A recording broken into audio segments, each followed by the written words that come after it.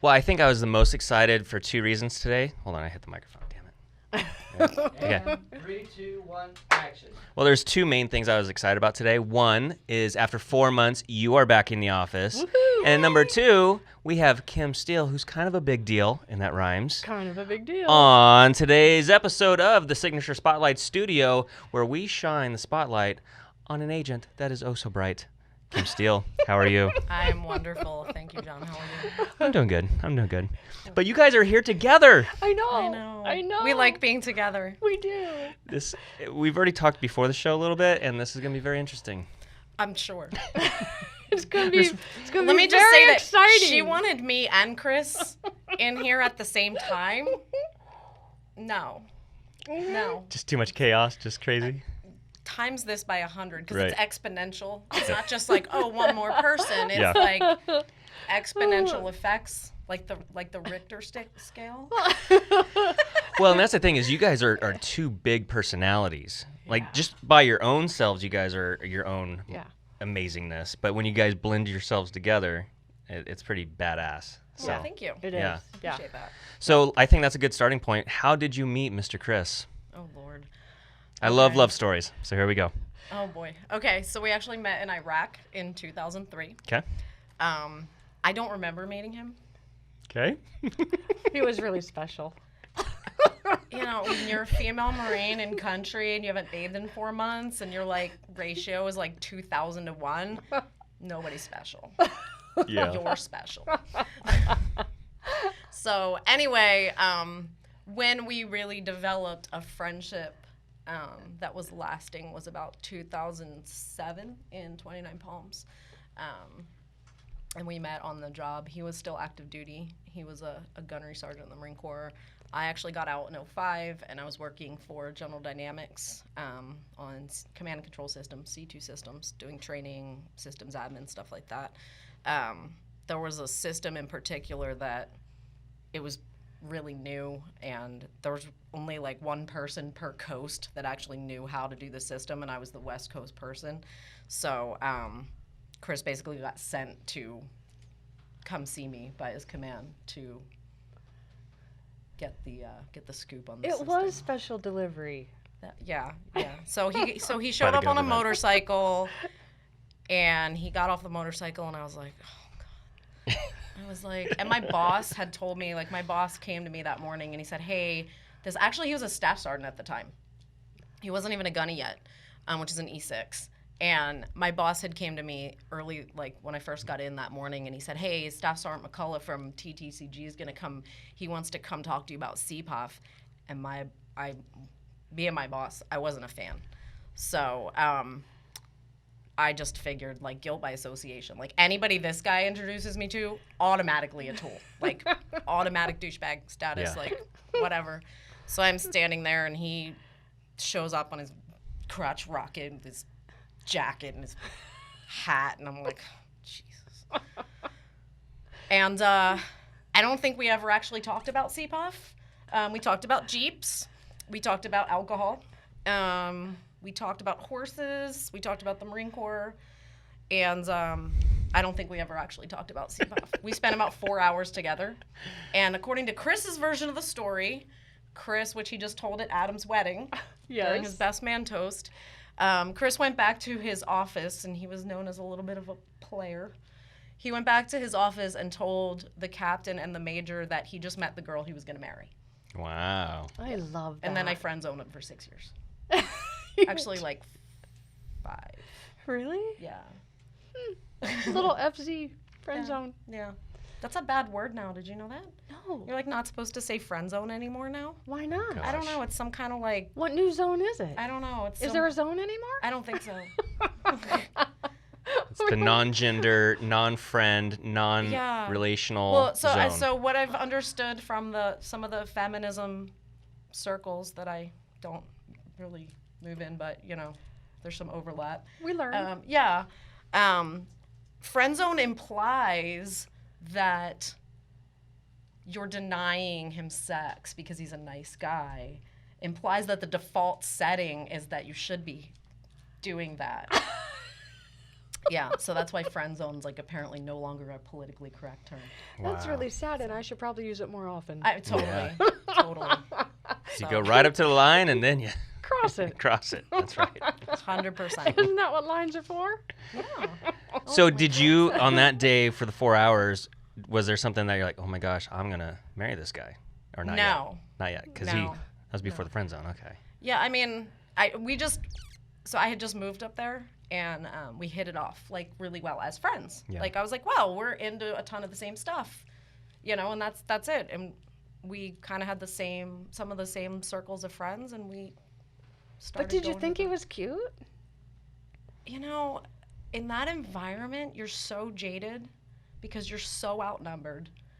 And you're so, I mean, even though we were back in the States. So everyone's cute or no one's cute? No one's cute. Oh, okay. Because even though we were back in the States, I mean, 29 Palms is basically a mini Afghanistan. Like, Let's go there. right? What's his nickname? Is it Black Hole or something like that? Or Oh, it has so many nicknames. Okay. Yeah, Stomps, and yeah, there's many nicknames. But yeah, I mean, yeah, you're just so jaded because you're so outnumbered, and everybody. It's just ridiculous. Like you can totally just go to the bar in your sweatpants and like take your pick. Like you can do whatever you want, being a girl in that environment. Maybe that's where I went insane. wrong. Yeah. So Join yeah, the I military, wouldn't. Susan. I wasn't looking Yeah. because I just wasn't. So yeah. So then how did it turn into it? Like, did he come ask you out 5 years later? You looked at each other and you're like, oh, we're at the bottom of a hill in a Jeep and we're having a sleepover? What happened? Put my business out there. Okay, so Welcome to the show. no, went to parties together. So eventually what happened was his command, after probably about another year, they needed their own me. Like they needed their own field engineer, and they actually went and they went to the government, got the funding, got the money to build a contract to have their own field engineer there. And I already lived in 29 Palms, and trust me, trying to recruit a civilian to go move to 29 Palms on purpose isn't easy. I already lived there, and I already knew the systems that they needed me to know. So I was just kind of a natural shoe-in, and I was like miserable at the position I was in. So I was kind of a natural shoe-in into that position. So now we work together. Still really good friends, like party together even more now. Went to the field together every day. So I think it just really blossomed, like, because we were together all the time, and we had everything in common. And we used to roll out to the field. We'd either roll in a Govy, like a government vehicle, or we'd roll out in the Jeep. And we'd be in the Jeep or the vehicle for like 6 hours. I mean, that's an enormous base. So it's like the largest military base in the U.S. It's huge. You're like literally driving halfway to Vegas if you go to the other side of that base. So, and you're going like 15 miles an hour. So we would be in the vehicle hours and hours and hours and hours a week. And we had the same hobbies, like fucking with the comm officers and making them pee their pants. So Now there's a hobby. Totally. When I grow up. well, so every 28 days, it was a 28-day training cycle. And units came from every unit in the Marine Corps had to pass through that pre-deployment training program in order to get the check in the box to deploy. And so they were, they were there to impress the Coyotes, which was us, and succeed and get all the green checks and all the right boxes so they didn't get in trouble, basically.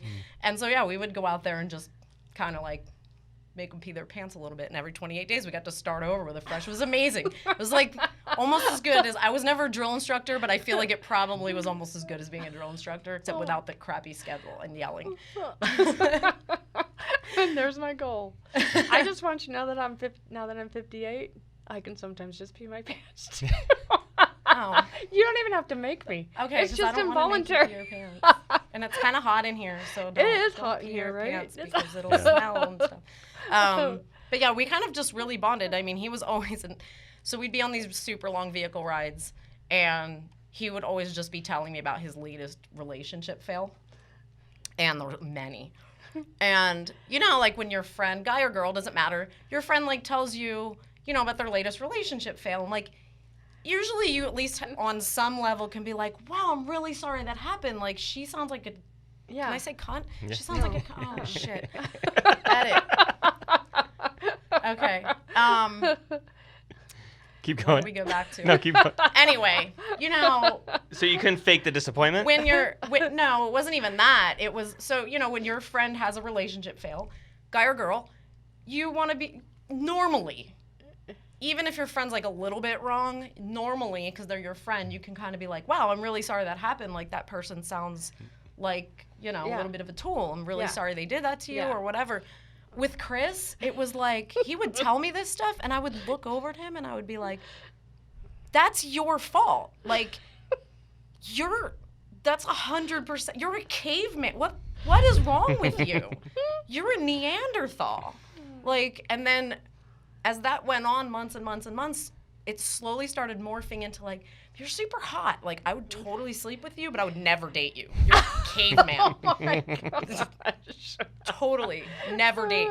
And then one night we had a shop party. Somebody's birthday or something. I don't remember. We had a shop party at the bowling alley and we got really, really drunk. And the rest is kind of just history. Like, that's Aww. Yeah. And then you lived happily ever after. Yeah. It really is romantic. Yeah. And so when this is in 2010? This is in 2010. 10. Okay. So this is when things are starting to merge together. And are you in real estate at this Sure. point? Are you? No. No, you hadn't started real estate until when? Well, Chris was flipping. Yeah. He was flipping on the side, but I wouldn't say we were in real estate. Okay. I definitely wasn't. I was still DOD contracting. So shortly after that, we both went to Afghanistan at the same time, and we got back in September 2011. And we wanted to buy a house. That was and we always wanted to buy a house in Fallbrook. Because when you're in the Marine Corps, you drive through Fallbrook all the time, and you look around, you're like, wow, I could never afford any of those houses because I'm in the Marine Corps. But Chris always told himself, one day I'm going to buy a house in Fallbrook because it's really beautiful. Like, the route you take to go through there on the convoys is like the Santa Margarita, like that whole view spreads out, and it's really pretty. So we wanted to buy a house in Fallbrook. We just got back from Afghanistan. We had the money. We both had good paychecks coming in. So we finally, and it was short sale like time, like Good 2011, 2012. Prime picking right there. Totally. So so we got our house in Fallbrook. And then we spawned, we bred, and I wanted out of the DOD at that point. I didn't want to keep deploying and being gone, being on trips, even just trips to, like, I was always, if I wasn't in country, I was still always like somewhere. Like, I was never home, and which was great. Like, as a single, like, I had a blast. But as a mom, I didn't want to keep doing that. So, And did you join the Marine Corps at 18, 19 kind of thing, or in your 20s? no, 24. Oh, wow. I was an old, they called me grandmom in boot camp. Yeah. So what made you go into the Marine Corps? Boredom. You just wanted the biggest challenge possible? Totally. Yeah. Total boredom. Like, literally. So my best friend at the time back in Philly was joining, and we were going to go in the reserves because I had a really good job. I went to college, and I was a design editor of a newspaper down in Charlotte, Charlotte Business Journal. And, I mean, for a 24-year-old, like 23, I mean, I was doing okay, single and whatever. And my best friend was still back in Philly. She's a couple years younger than me, and she was just, like, going to community college, and she's like, I'm not really feeling this. So she's like, I'm going to join the reserves. And it was just, like, going to be this adventure. Like, we're going to go to boot camp, and then they're going to send us off to some school to learn some job for, like, 6 months. And then we're going to come back, and we're going to the base every week, the first weekend of every month and do our reserve stuff. Like, that'll be cool, and I'll just keep my job. And then the recruiter, they get their hooks in you, man, and it's over. It's over. Like, I don't even know what happened. Like, I was on a bus and I was active duty, and I'm like, what just happened? Like, did I even remember to quit my job? Like, That's a good recruiter. Seriously. Is that where you learned all your recruiting skills? No. You know what? My recruiter was, like, super dumb. Really? Like me and my best friend, Patty. Like, she's still my friend on Facebook, so she'll actually watch this, and she'll probably be dying, but because he was like a total ASVAB waiver, like he couldn't spell like basic words. I mean, it was like, so I don't know, but he just had a knack for that. He was a rainmaker, so to speak. Yeah. So Interesting. Yeah. So anyway, that's how that happened. So Chris is flipping houses. You guys got your place in Fallbrook. You made little baby humans, and then you're like, I'm gonna get my real estate license. Yeah, pretty much. So of course, the field was ripe for the picking for flippers, and we had, we went to the investor club meetings and stuff, so we knew other flippers, and everybody's biggest complaint was always like, man, realtors suck. I'm so sick of their shit. Like, they don't call you back. They charge me all this money. They don't even do anything. And so I had been interested in getting my license for a while, but I just, didn't have time, whatever. So put it off. And Chris was finally like, you need to get your license so we can stop giving realtors our money. Like, I don't want to give them my money anymore because they suck. I'm like, all right, fine. So that's the only reason I got my license. I never marketed myself. It was just like our little inner circle of flippers. So what is this, deals. 2014? This is 12 going into 13. Yeah, till the end of 13. It took me a while because I kept freaking getting pregnant and having newborns and like Couldn't keep not caveman having off time of you. to study. I only have 2 kids, but I feel like during that time I had like 8. So, yeah. And the reason I'm asking this is because it seemed like overnight, all of a sudden, KSA was everywhere. Like, you guys, whether it was your graphic designs or whatever it was, I remember showing houses in Fallbrook, and your signs were, like, everywhere. And I don't know if that was just strategic placement or if you literally had 20 listings. We did. We took off really quick, and that is 100% a testament to Chris. Yeah. That man is a marketing genius. Mm-hmm. He's a social media genius. Mm-hmm. He's a community relations genius, and he's a prospecting rainmaker. And combine all of that together, and yeah, we did go from, because again, while the flipping was still hot, it was just Kim, the realtor nobody heard of, that nobody cared, and did the inside deals for the flippers. Mm-hmm.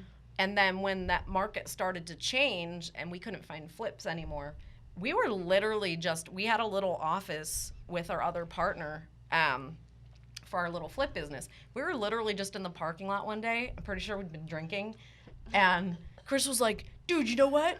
We should just all get a real estate license. And I'm like, okay, well, I already have mine, so.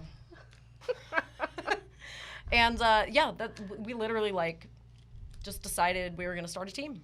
And we did. Yep. And yeah, it was overnight because that man is that good at what he does. I mean, we went from nobody ever heard of us to we had 15 listings on the street within, 4 or 5 months. One of the things I wanted to talk about is your guys' success, I think, is a direct correlation to your amazingness, Chris's and yours combined, and then you have a team around you. But I think, and you'll probably attest to this too, is that what do realtors really suck at? It's discipline and consistency. Mm-hmm. What does the Marine Corps teach you? Mm-hmm. Right? Totally. As much as because if you can be out in 29 Palms doing whatever crap they're having you do and do it consistently and with discipline, to get into real estate, and it's a lucrative business. Well, it's all about self-accountability. Yeah. Yeah. And you have it like no other. Yeah. I mean, you guys are amazing at that. Yeah, but the other thing is they're the dynamic duo in that one is gifted in this one area and the other the other. And she is by far, I have a contract crush on her at all times because I know that this woman knows the contract like the back of her hand. Inside and out. Or out, the back of Chris's hand, whoever. Yeah. And so I am never worried about anything because I know that she knows how to teach the consumers how to go through the process. So he does that beautiful marketing and then uses this pretty face to go out and do it, but she's all brains. She's just all brains. If I'm going to go to battle with somebody, I want to. And I'm not a rainmaker. My mom had to sell my Girl Scout cookies at work. I'm dead serious. I've never been a door knocker. I've never been a cold salesperson. It's just not what I'm good at. I get mad when people put crap on my car, so I don't want to go out and put crap on people's car. I get mad when I get spam calls, so I don't want. You know what I mean? It's just. It's never been what I'm good at. But and Adam, let's not leave Adam out of the equation. They're so good at being rainmakers and being marketing geniuses that I can focus on the things that, frankly, they're not good at, which is the legalities and the contracting and the compliance, the DRE, and walking the client through the little legalities of the transaction. They hate that stuff. Yeah. So whereas you enjoy I love it. Oh, really? I love it. I thrive on it. The more the merrier. So it's a perfect symbiotic relationship. And then Adam, especially, like looking at where he's come to in his maturity when it comes to training and mentoring and coaching these agents, like no other. I mean, he's taking that rainmaking that he has that's really just an inherent talent. Of course, there's always going to be education and learning and improving, but at some point that's an inherent talent. And imparting that to them and watching like somebody who had their license for 60 days that has 3 open escrows and a $900,000 listing. Yeah. That's had incredible. a license for less than 60 days. That's amazing. You change people's lives, literally. Every single day. Yeah. Every single day. And then she has that niche of people that she provides service to, which is, come on, who do you work with the most? Who's your favorite people in the world? Who do I think your favorite people in the world are? The VA. Oh. All the veterans and the Marines. Yeah. Oh my but, gosh. I mean, to me, that's just a thing around here. You know, if you don't know how to do that, you're going to fail because we're in a military area. But it does help. You know, that's a very loyal, it's all about loyalty. And when they hear that you're a Marine, they, you know, and we actually have a couple Navy guys, and they will sometimes connect with these guys that are Navy guys. So we have a couple Navy guys on the team now. Is everyone on the team military? No. Interesting. No. Okay. Adam's not. Just Adam? Gosh, I feel like just about everybody else is, though. How big is your team now? Oh my God, you guys are putting me on the spot. I don't know. You feel Because you have quite the squad. Like. Oh, yeah. Well, some of them are ISAs. So, Okay. which, you know, that's our intern program. They learn on the phones how to rainmake before they even get a license. And that's how you wind up with, again, 45, 60 days in. You already have deals in the pipeline. You're already making money. Interesting. But, gosh, what are we up to now? Well, there's 6 cubes. 1, 2, 3, 4, 5, 6, 7, because Anna's never there. And you're 8. I think we're at like 12 total, counting the ISAs. Yeah. And that's, you know, there are many reasons I was excited about today. One was you coming back, and we need to jump into your story real quick. But, you know, you like I said, as of about 5 years ago, you're all of a sudden everywhere. And I started back in 2008, and so, you know, I was doing my little thing, but you guys just came out like, we're going to take over. I'm like, oh, I guess KSA's here. It's like, geez. Yeah. And, you know, so I'm a big fan. Oh, we're big fans of you too. And the day that I don't know why I didn't know. I don't remember if like either you were keeping it a secret or like I had gotten sick and I wasn't here for a couple days or something. But I remember the day that you walked into the office and I'm like, oh, that's cool. Bald Guy Red Tie's going to give a presentation today because you often have people that don't work here come in and speak or whatever. And I'm like, oh, that's really cool. And then I found out you were joining us and I'm like, starstruck, huh? Totally, dude. And Signature picked up so many rock stars this year. Yeah. Like, it's almost like every office meeting. It's like The who's Bob who. Cadez is joining. The Harpers are joining. Like, it's like, I can't even think of everyone else, but it's like almost every single monthly meeting now. It's like, and this team or this person, and you're like, oh my God. Like, it's insane. It's almost like I'm every month I'm wondering who's next. Like, oh, who's it going to be this month? Like, Oh, wait. I know, right? It's coming. It's been just such an awesome year to be back here. I've been so excited to be back here. And I'm just curious, what is Signature Real Estate Group ranked at? We're in the top 10, right? Is it top? While I was gone. Okay. While I was gone, it was established that no one needs me. And we became Kim was number here. one. We became number 1. She did. She took care of everything. Yeah. while I No, was not down everything. for the We had count. Christina and we had Nash, but Yeah, I was the contract questions Yes, designated person. Yes, yeah. I think she was glad when I came back. Yeah. But, yeah. And so what we're talking about, ladies and gentlemen, for those who don't know, we were doing this series in the show up until about May, and then you went for a wonderful, lifelong desired trip to Israel, and this is a bucket list item. You're going to walk on water with Jesus. You're going to go into the tomb and come out resurrected. Like, this is a big event. Yes. And tell us about your trip. How'd that play out? Well, sometimes it doesn't go the way you plan. No. Because God likes to, shake it up a little bit. Right. So, I was trying to do the right thing and help someone take a picture. Never do the right thing. No, Okay, got it. no. Not even in the Holy Land. Not even. I wasn't twice. Right. I went to take a step on a bottom stair, and I was going to straddle the stair because normal people can straddle a stair. Not a 57. Well, that bottom stair actually wasn't horizontal. It was a little bit vertical. Okay. And my right foot decided to, it didn't do good, the lack of horizontal, and it slid out from under me, and my left foot got caught under the stair that it was standing on, and so my body went one way, my foot went the other way. Oh. Yeah.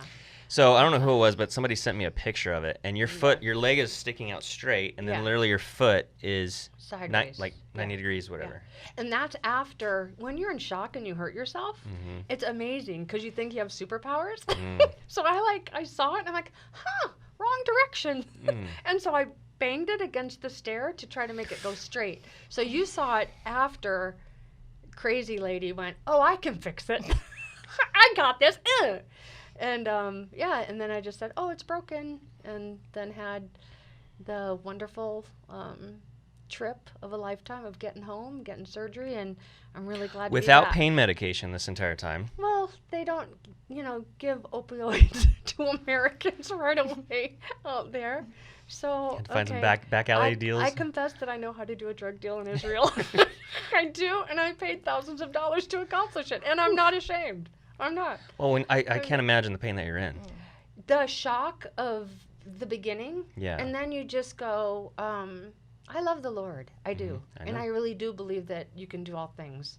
And He put you through the test that time. He did. Yeah. He did. And I will say that there's that battle in the mind against the body, and my foot was definitely winning for about 6 weeks. Yeah. But then I snapped out. God snapped me out. And so I didn't walk for a little while. I'm glad to be walking, glad to be vertical again, glad to be back home. And I couldn't be more thankful because only, these people, Kim Steele, Christina Hudson, Chris, the staff here came alongside me that I never would have imagined. I knew they were able, but then they brought the office to #1 while I was gone. And that's just a testimony incredible. to the collaboration, the synergy, the compassion of what everybody does here. Yeah. And I know that it's not me because I wasn't here, but they were. It's you. Well, you. I'm sure you could say this too, is that for those couple months when she wasn't here, there's definitely a different energy in the office. Not saying that it was bad, but it was just not Susan level energy because you bring it every single day. Like you light people up, you know what I mean? And so to have you back is refreshing and amazing. But what you're saying though is your love, and I mean, not, it's gonna sound like Hallmark and corny, but your love and energy that you give this is here, whether you're physically here or not. And I think it was almost like, I mean, like when Daddy's deployed and the kids either rebel, yeah, right, and go crazy, or they're like, wow, I miss my dad so bad. I want him to come home and see that I got straight A's and scored my first touchdown. And the kids and it was like everybody wanted you to come back to this. I mean, and it was totally subconscious. It wasn't like we stood around by the couch and talked about well, let's do this so Susan can be impressed when. Right. But I think everybody just had this subconscious push, you know what? We're not going to let her down. We're not going to have her come back and be like, oh, my God, what were you guys doing? We want her to come back and be like, oh, my God, you guys just knocked it out. Yeah. And again, really totally subconscious on that or semi-conscious on that. But I think that's a testament to the energy and the love that you give everybody here. I think everybody has that same level of love, and that's what makes us successful. You certainly attract a certain type of agent here, and I think it's been nothing but momentum since 2016 when you opened, got the party started here, because it seems like every year it gets better and better. Yeah. And I can't wait to see what's going to happen in 2020. Oh, me too. But I think the word's out that this is an incredible office. Aesthetically, it's one of the most beautiful offices I've seen. I mean, I'm sure you've gone to a lot of real estate offices where it's just a line of cubicles and just kind of this weird cold feeling to it, and just it's awkward, and everybody's kind of covering the work like, get away. It's very territorial. Yes. And very secretive, and nobody's out to help you. But it's like, you have Kim Steele and Associates and all the team, and Chris and all these top producers. And I love when we do our monthly meetings because you're like, all right, guys, here she is. Ask her questions. Like literally the person that just started yesterday can pick your brain. And you have that heart to serve. Yeah. And you're so willing to share those, secrets. Like, Yeah. It's pretty amazing. So. Yeah, she's one of a kind. Yeah. She's one of a kind. And she's an expert at what she does. Yeah. And so I don't have enough words. It makes me cry, and I'm not going to cry, but I might. It makes me have hope that the industry has people in it that believe in it, that are making a difference, not only in the community, but in our industry, because it needed to be changed. We are not used car salespeople. It still does. We're not even close to yeah.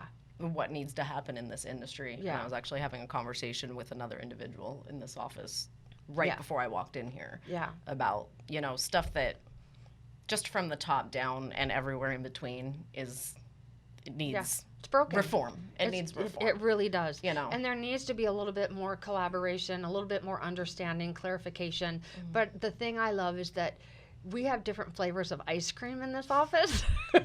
Susan's 31 flavors. Yes, and all ice cream is delicious, yeah. right? And I do love all ice cream. And there's just so many different personalities and characters and dynamics. And I think that's what makes it special. But this is just one of my favorite flavors of ice cream. It just really, really is. She is a root beer float with whipped cream and a cherry. And vodka. Don't forget the vodka. Well, there's vodka. What kind of Sundays are you eating? Jeez, I didn't come to your house and eat Sundays. Man. I think she's changed the industry. There's people like, and I'm going to name drop Lisa Force, who are the innovators in this industry. And then we go and we see it, and then we mirror that excellence. And I just believe that is something she is. Her and Chris and KSA are innovators. They're changing the dynamic. They're making the branding accessible and understood, and they're doing it with excellence. And so it's an honor for me as a broker to be working with these guys. I mean, it's a complete honor. It's the brokerage that's so damn good. I joined it twice. Oh, I was a different name before too. That's right. It was a fail though. It was oops, we learned. Fail. We learned. Yeah, and that's how we learn. That's and right. I have no I don't even look resentment. at it as a fail anymore. No, me neither. I mean, it's an experience. You know, you go through that phase. Yeah. And it's almost like a divorce or a really bad breakup or even a death. Yeah. Because you do put so much love into it. Yeah. And you go through that phase where you're like, oh my God, you guys, we failed. Yeah. Like, we said we were going to go do this thing. And of course, there's always the corner with the haters in it that's like, you'll fail. And then you do, and you're like, crap. Like, they were totally right. We failed. But then to realize, like, you just restructured. Yep. We restructured when we left here and built the brokerage, and we restructured right back in here because we realized that wasn't the structure that fit what we were trying to accomplish. Yeah. So, and now, almost a year later, it's been almost a year, can you believe it? Wow. Almost a year That went later, fast. it's, you know, again, like a breakup, a divorce or something like that, you have your grieving time. You have your grieving time, you have your, I mean, you really do go through the stages of grief. Yeah. Anger, denial, all of that. Hating yourself, you know, blaming yourself, and then making your deals with God. Negotiating with the big guy. Negotiating with the big guy. And, you know, over time, you do just eventually get to the place where you're like, you know what? That wasn't a fail. No. It was certain things definitely didn't freaking work out right, or work out the way we planned. But when I look at how this all turned out, the past year being back here, I don't know how I can call any of that a fail. No. I really don't. I really don't. But it was very, there was definitely a depression period at the time. A recovery which for wasn't a second. being hidden at all. Yeah. Like I was Eeyoring my way around here until at least about April. I didn't see any Eeyore. I'm a believer. I'm a believer from the beginning, from the first time I met them. And then the first time I met her was actually through our mutual friend who I dearly love, David Serpa. Love David. And that was when we were beginning this journey of collaboration and synergy and making a difference in our worlds with teams. Yeah. And so I'm always thankful for the connections and the relationships that brought us to the places we are. Absolutely. And it's such a miracle. I mean, I even look at it like with Chris, like with our marriage, like all the chance things, Marine Corps sets of orders and all the chance things that had to happen for us to meet and had Yeah. the chance to fall in love. Mm-hmm. Yeah. Same thing. So we met David Serpa because we walked into an open house. Yeah. Because we had just listed a home in that neighborhood, and quite frankly, it was one of our first listings ever outside of Fallbrook. And we were like, I hope we did this right. And we were driving around. I'll never forget, it was pouring rain, and we saw open house signs, and we're like, well, let's go see what this guy's doing. I didn't know who he was. Yeah. And during that time, he was the open house king. Yes. He and was man. Chris and I crushing it. walked in, and of course, he introduced himself, and we disclosed right away that we were agents, and we worked down in Fallbrook, and then the Marine Corps, oh, what do you do? Oh, well, I'm still in the Marine, and of course that immediately kicked off the connection, and we became friends, and he really became a mentor of ours. Yeah. And then when things were no longer a fit at that brokerage that we were at that time, and he knew we were looking, he's like, you can't, we talked to KW. Of course, you go down the line of the usual suspects you're going to interview. He's like, you can't sign or do anything until you meet my broker. Mm-hmm. You're going to love her. And I'm looking at Chris, I'm like, what's this guy getting out of this? And she came down to our office, and, like this, our office in Fallbrook was like the size of the studio. And it was in the ghetto. It was not. It was in the ghetto. It was not. She came down to our office, and I'm pretty sure I fell in love with her. Immediately. Immediately. Well, Susan has this way of lighting up a room within Totally. seconds. Totally. Literally within seconds. It wasn't that. It was that they had a vision and they had a purpose, and I knew they could make it come true here. Yeah. Because we have the freedom and flexibility to do that. Yeah. Because we're not under some franchise that says, no, you can't do that. There was a lot of yes, you can, oh, yes, you can, oh, yes, you can. Yeah. And We joined in the that summer, was- and I'll never forget it was my first, I was coming to my first office meeting. I won't drop names of where I was coming from, Okay. brokerage-wise, but it was a bit on the oppressive side of certain things. Mm-hmm. And I'll never forget, I called her the night before, and I said, what's the dress code, or because it was July and it was hot. I'm like, what's the dress code, or do I have to wear long sleeves and cover up my tattoos? And she's like, what? I'm like, would you prefer if I, and she's like, I don't care. No. And I'm like, oh. Come as you are. Yeah, I didn't know this could be a thing because I was Yeah. being pigeonholed, Yeah. which was one of the smaller problems we had with Yeah. brokerage, but it was one of them. It was like, we're not those people. Mm-hmm. We're not Yeah. suits. Yeah. We're not. Yeah. I do what I have to do for an appointment. I don't go like this, Yeah. but I'm not a suit day to day, and I never will But you be. do charge. Turn around. But you do charge. And antitrust You do violation charge. in 3, 2, There you go. Give Steele 6%. 6%, just in case you didn't know. Hi, dearie. So the joke with the DRE is that Kim is definitely on their radar, I think. They just Yeah. love sending her love letters and stuff like that. So Yep. I'm not alone. no, they're out with a vengeance, it seems like. I think It's not just, them, though. Yeah. Yeah. It's other. yeah. It's some of our cohorts. Mm. Yeah. Yeah. Because the DRE, I'm sorry, I don't care what your job is. They don't sit around and comb through stuff all day unless someone sends them something to comb through. Right. Yeah. So. Yeah. It's a tough business, man. It's a jungle. Oh, it is. It is. But the more we rise to the top, that more that's going to happen. And so you Right. just be prepared and you be above Absolutely. board. You know what I Yeah. mean? There isn't anything that we're trying to do illegal, hide, or unethical in any way, shape, or form. It's not who I am. Right. Right. And these guys are my hands and feet. And if something goes wrong, then it just went wrong and it wasn't a malicious intent. Right. Right. And so, here's the rules. And when they're clear, we're able to follow them. When they're not, it's not so easy to follow. Yeah. Right. Yeah. And when they're not, Yeah. when they're selectively enforced. Yes. Yes. Because you can't memorize every single rule. Yeah. And so, just social media as an example, when you Yeah. scroll every day and you see that, you see real estate posts from hundreds of agents, because most of us have hundreds of agents yeah. that we're Yeah. friends with, and you see and you're like, oh, that's pretty. That's a pretty, whatever flyer. And you get ideas. You're not stealing ideas, but you're Yeah. like, oh, that, I might try something else. It's artistic, whatever. Your brain, it's not a conscious thing, but your brain starts to say, oh, well, that's, a thing I could do, or that's what it's supposed to look like, because Yeah. you see it hundreds of times a day. And unless you really, really look at it and really, really know compliance, which I would consider us, we're both pretty compliance know, gurus. Most people aren't because it's that complicated.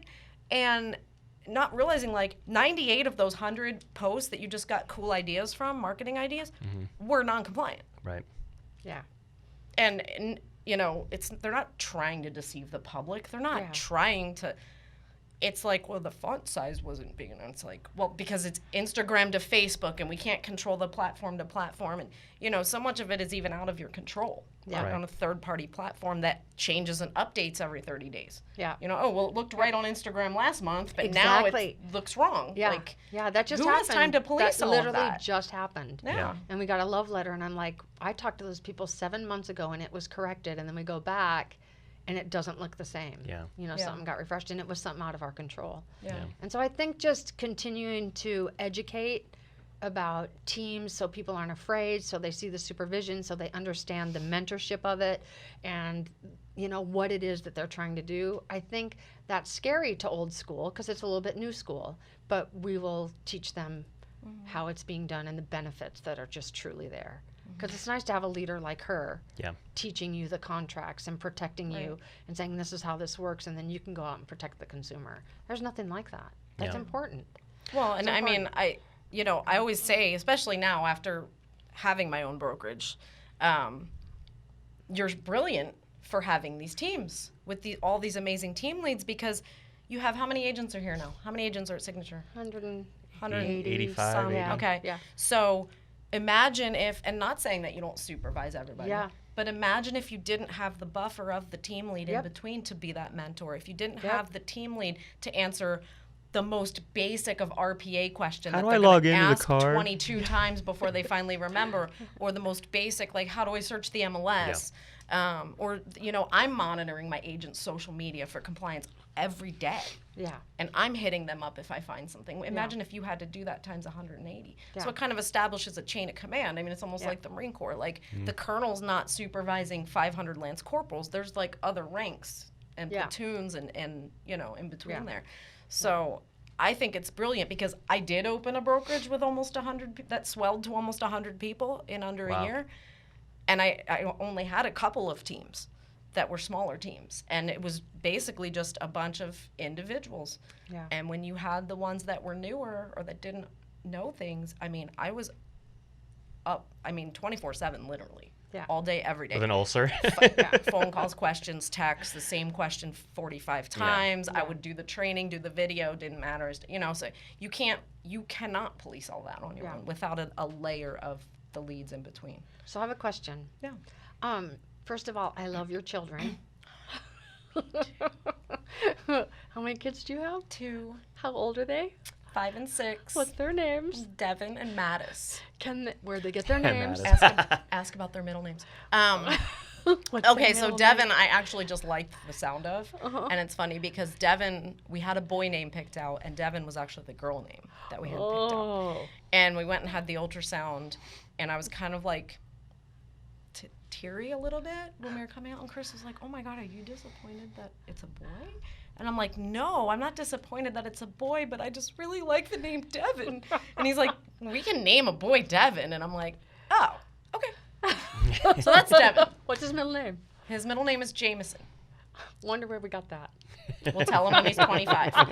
And Mattis is named after General Mattis, who Chris and I both served under. And what's his middle name? Killian. That's a fighter name right there. They're just the nicest little people. Yeah. Is what they are. They're just so sweet. Yeah. And they look just like their mom and dad. And I got to play ping pong with them the other day. Yes, that was the cutest thing ever. I was so hoping you weren't going to fall down and break your hip. She's hobbling You're around. at that age. No, not your age, because of your ankle. She's hobbling around the ping pong table, holding onto the edge, and Mattis is just running around her in circles, and I'm like, oh man, this isn't gonna end well. Yeah. They're awesome kids. They're 1 grade apart, kindergarten and first, and their classrooms are 2 rooms apart, so they're 8 feet from each other. They're little classroom doors. It's just they're so close to each other and so kind to each other. Yeah. And they're just good kids. I don't like bratty kids. I'm not one of those people that likes all kids. I don't. I don't like all dogs either. you know when you go on a listing appointment, like the dog's just an ass, and like I am not listing your house. Your dog. Seriously, the dog's like eating your pants, and the lady's like, "Oh, Charlie," and she gives it a cookie, and you're like, "Oh, well, no wonder your dog's an asshole." So, same thing with kids, and like my kids are good. Yeah. And I take no credit for it whatsoever. Like, yeah, look at me. Like, we just got genetically lucky. Like, I don't really take much credit for how freaking good my kids are. Mixed well genetically. You should be taking credit for it. And I love watching when Chris puts him on screen. Oh, yeah. And that he's part of the Blitz or he's part of one of the podcasts. They've totally been on the Real Estate Blitz. Yes. yeah, because they are just so cute. And when he just even does the little selfie stuff and puts it on Facebook. Mm-hmm. It's nice to be able to know the families of the people who are out there changing the industry. Because here's the people that are leaving this legacy and creating this thing for them. And so, okay, so are you going to have any more kids? No? I would just have so many more if I could. No, I can't. So that was a choice. Obviously, I'm good in between my bad choices. Yeah. Okay, so where do you see yourself in 5 years? Oh my God, Susan, for real? Yeah. Do you want to just do tomorrow? Where do you see right. yourself tomorrow? My desk with a hangover, duh. 5 years, so, well, here's what I will put out there. As you know, we are starting an expansion team in Vegas. Yes. Sean Pachalski, one of my agents, is really kind of spearheading that under the guise of the KSA brand. And it's very, very infancy right now. I mean, it's in no possible way is it really launched. We're still doing a lot of the research about the branding and the compliance and what's legal and the licensing. And he's got his license, so we can do business there. Yeah. But I mean, we haven't launched off into any of the branding or anything like that yet. But that is by the end of the year. We're hoping for full launch. Yeah, so we're really excited about that. I won't be moving to Vegas. I just won't. Done enough time in the desert, yeah. Well, yeah, and I feel like it would shorten my life expectancy. So, yeah. Where's Kim? Oh, go check out the casinos. You know what's funny is I don't gamble, but there's just so much else to do. Like, gambling is 2% of it. Yeah. It's the least of our worries. I mean, I don't not gamble, but I'm not like a big gambler. But that's anyway. But so we're really excited about the Vegas team and what that's going to look like. And, you never know what is going to happen, like what life's going to bring. Right. Yeah. But I really feel like don't feel like I ever had any reason to ever leave here again. Like, tried that, and I tell you this, I will never, ever own a brokerage again. I will never own a brokerage again. You heard it here. You heard it here. Okay, but here's the thing. If you did, I would help you. You helped me the last time. I know, but not enough. Clearly. Not enough. I needed 6 more months. Oh, come on, 6. Yeah. I would support whatever you were And doing. you did. And I have to say that, too, just for everyone out there. This woman, when we told her, we said, hey, we're going to strike out on our own. I mean, we had a team of like 30 or something at that point. And it was just getting unwieldy to run it under someone else's brokerage, even yours. I mean, it was just getting unwieldy.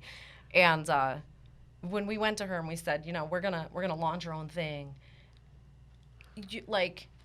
so supportive, absolutely no hard feelings, no, it was like a mom, like she cried. It was like a mom like sending her kids off to the real world. Yeah. I mean, she throws a freaking party. Like, I mean, it was a farewell party. Yeah, not many brokers do that. None of them. No, most brokers have been like, okay, asshole, you're gonna fail.